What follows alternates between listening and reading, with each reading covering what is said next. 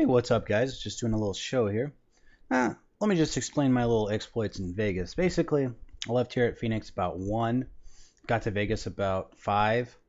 A little bit of traffic, because usually it's actually a 4-hour drive. They made it a little easier to get to Vegas once they fixed the Hoover Dam, because a while back, you had to drive through that motherfucker, and I was like, oh, this fucking shit sucks. But they fixed it. It's a straight pass, so it used to be about 5 hours to drive to Vegas.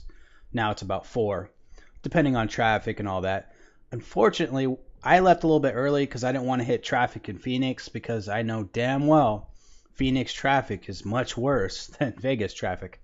I did get there about 5-ish, so there was a little bit of traffic, but it's actually not that bad. They have a pretty good highway system over there. So, worked out, got there, landed. First thing when I land somewhere and I don't have to drive anywhere, motherfucker, I put a beer in my hand. That's right. So when I landed, I was like, fuck it. Beer in my hand. I just started drinking and drinking. And then I talked to Alan, and then he came and picked me up at the hotel. And then from there, we went along the strip, and we had a good time and all that, hung out. One of the things he did was he brought what I thought was like either a taser or breathalyzer. I was like, what the fuck is that? And then he showed me. He's like, oh, it's a recorder. I was like, oh, okay. So yeah, Alan didn't drink, so many people would see that as, oh, he's a pussy and all that. No, that's a designated driver. That means I don't have to use Uber. And that's fine. Not everyone has to drink, to have fun. So whatever. Whatever may have you. So yeah, we went there. We parked somewhere and then we just walked along the strip a little bit and we just had a good time. And he ran that recorder and I think it was like a 5-hour podcast or something. So basically, although it was 5 hours, but there's a lot of shit in it. So that's probably only about an hour's worth of podcasting, hour or two. So then the next night he brought it over. So we basically did the same thing one night. Basically, we hung out from like 7 or 8 to like 2 or 3. Can't really remember. It gets a little blurry when you're drinking, you don't really have this countdown. My only countdown was, hey, I have to drive home Sunday. That's it, whatever goes or whatever happens Vegas, what the fuck ever. You just have a good time. So we hung out, met a lot of different people. It's a great time, good times. Vegas is a fun place. And I kind of feel bad for the people that didn't go, the ones that did the shows. Oh, I'm going, I got reservations here, all this, all that. Really, if you said you're going to go and you didn't, really the joke's on you because Vegas is so fun. There's so much shit to do on the Strip. You can go to Fremont Street, which is, it's like the Strip, but just worse freaks. I mean, there's some really creepy motherfuckers on Fremont, so it's a good place to go. I mean, the Strip or Fremont, and there's a few museums, there's a lot of nice restaurants, and every casino has its own little charm to it. The second night that I hung out with Alan, we went to the Venetian. Wow, fucking high money there. That's where all the rich millionaires of Spreakers would go if they, were there, right? Yeah. And unlike other people that, say they go there all the time and all that, I got a shitty hotel. And people might think, well, why? There's a lot of good reasons to get a shitty hotel. A, you save a little bit of money, which can be used elsewhere. Always. I think that's always good because I just think, okay, when I'm in Vegas, I'm not going to be in my hotel room a hell of a lot. I'm going to be out and about. So there's really no reason to really get a super nice hotel.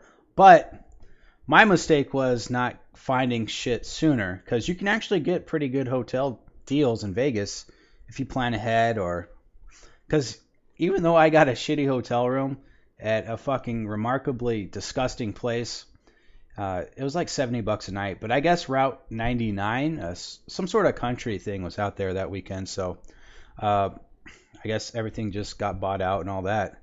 You'd think with some sort of country gig out, you'd see a lot more cowboys everywhere, but no, you didn't see shit. Must have been some casino or convention center, so. Anyways, it was fun. I had a great time. I got drunk every night I was there, and Alan left, I think Saturday. And so I was kind of on my own, which is fine. Whatever. I work well in packs, alone, or with a few people, whatever have you. I make the best of it. And like during the day, like me and Alan hung out and all this. We had a good time Saturday night. He dropped me off at my hotel, and After he dropped me off, he kind of dropped me off a little bit early. I think it was like 2 or something. And I was like, I'm in Vegas. I'm gonna go fucking party. And when I got home, I just slammed these 2 beers, and I was just like, oh, I could barely fucking get into the bathroom. I didn't want to be a sloppy, messy drunk and fucking get out there. I mean, I'm a fun, sloppy, messy drunk, but I was like, I don't know. I don't want to risk too much here. So yeah, I was like, fuck it. And so I just passed out, right? Cold.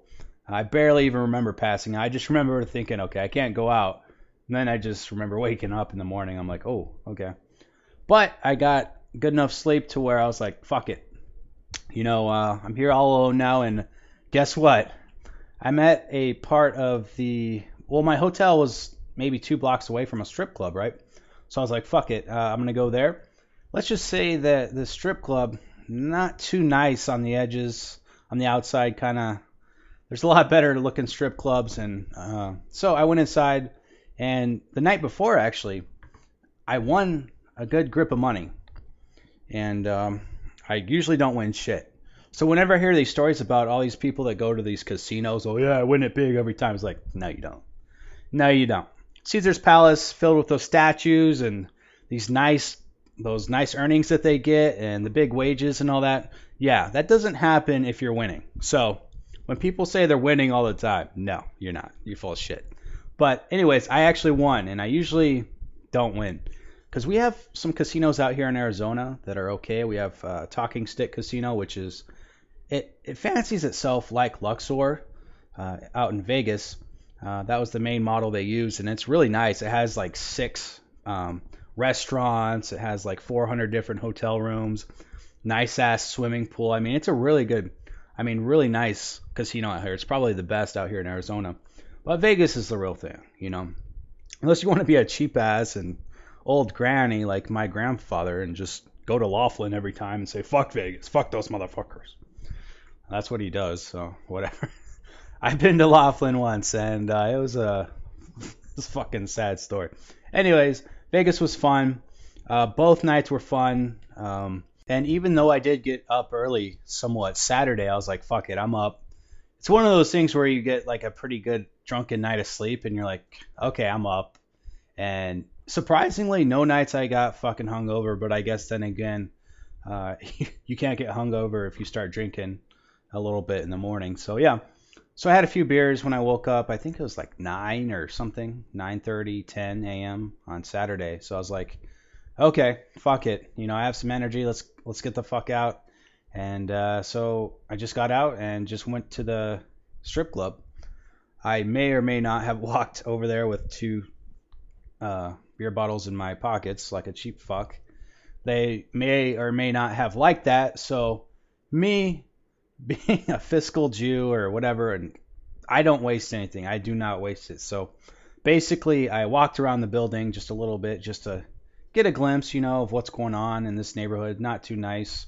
Because I was closer to Fremont than I was to the major strip places. So I was just walking around. Vegas is really fun. And so I was like, fuck it, I'm not tossing these out without them being empty. So I slammed 2 beers in about 10 minutes, walked in.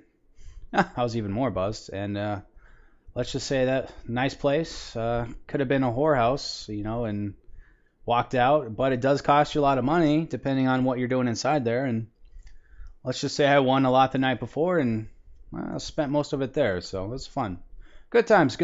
And then I spent more time on Saturday night at Fremont because strip, it's fun and all that, but I didn't really focus on Fremont too much before, so I just wanted to go hang around those freaks. Oh my god, there are some really fucking weird fucks there. I should have taken some pictures, but oh my god, both places are fucking wild and good times. So yeah, my Vegas trip was great.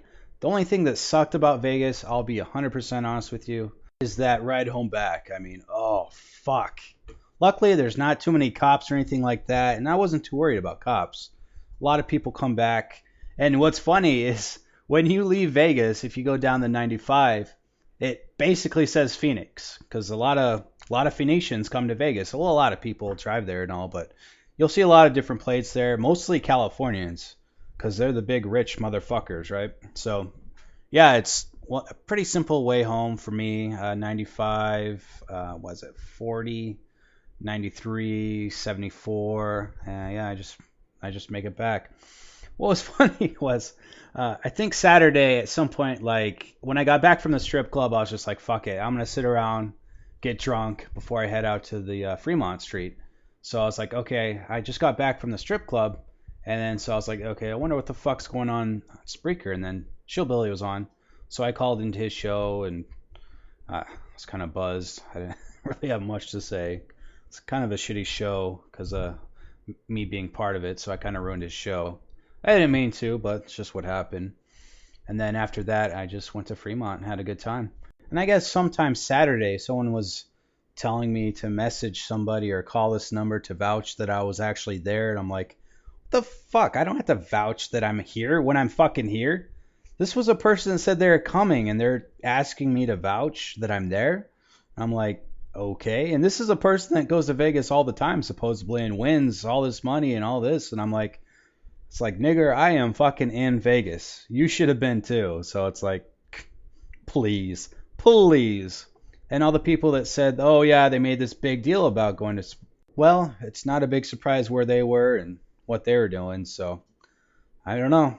It's just me. Maybe I just wanted to have a little bit more fun. So I'm glad I went to Vegas. Glad, even if you go alone.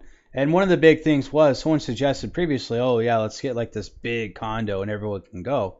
And it's like, well, what happens if someone in there is a creep or a pedo or a rapist or something creepy and you don't want to deal with them? You're fucked. That's why I said the whole time, this whole Vegas trip, like a lot of people don't like each other on Spreaker. You know, there's certain people that really hate each other.